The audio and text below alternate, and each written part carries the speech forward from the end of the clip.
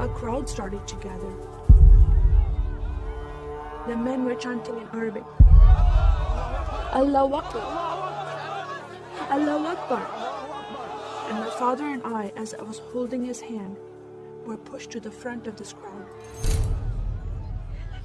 In the center of this crowd was an Arabic woman, dressed just like this, and she was tied up and she was sitting on a box. Next to her was an Arabic man, and he did a traditional Islamic prayer on the floor. And he got up from the floor, and from his side, he pulled out this very long golden sword, and he beheaded the woman. My legs are shaking, and my heart is going fast.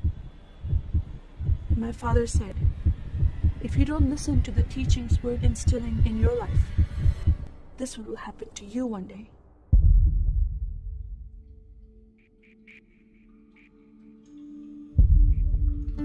I was born and raised in a small country by the name of Kuwait, a community of 98% Muslim population. 2 of my uncles are imams, and 1 is president of a mosque, where I would hear the call to prayer 5 times a day.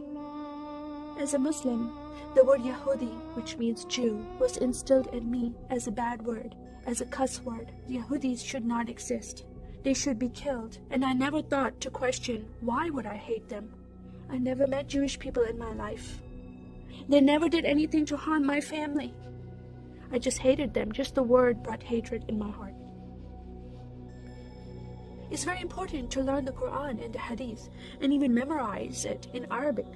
I even entered a competition where you recite a long chapter in front of Islamic leaders and teachers.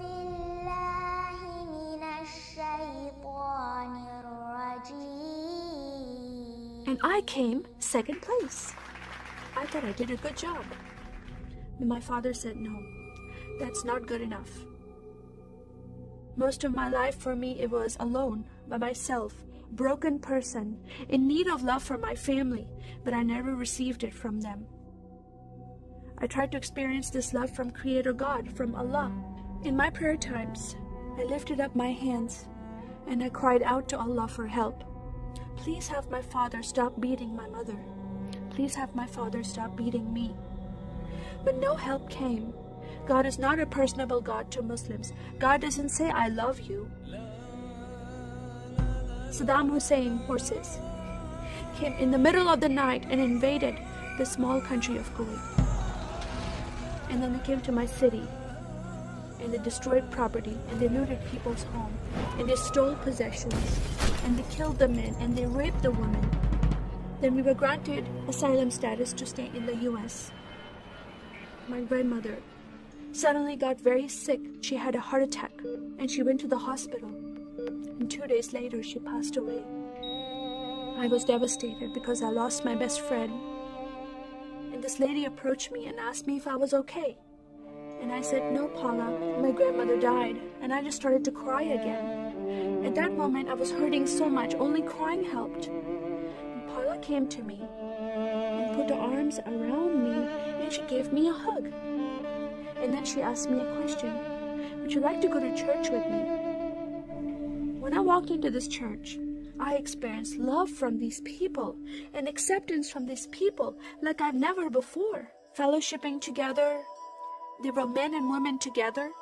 They didn't have to be separate. No one was judging each other. And they knew I was Muslim. They were so friendly to me themselves, accepting of me and loving of me. And that was really surprising to me. And for the first time in my life, I heard a message from the Bible.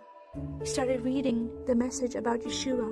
When he walked into the synagogue, he was given a scroll from Prophet Isaiah, and he opened the scroll and he started reading that scripture. That the Spirit of the Sovereign Lord is upon me, because he has anointed me to preach the gospel to the poor.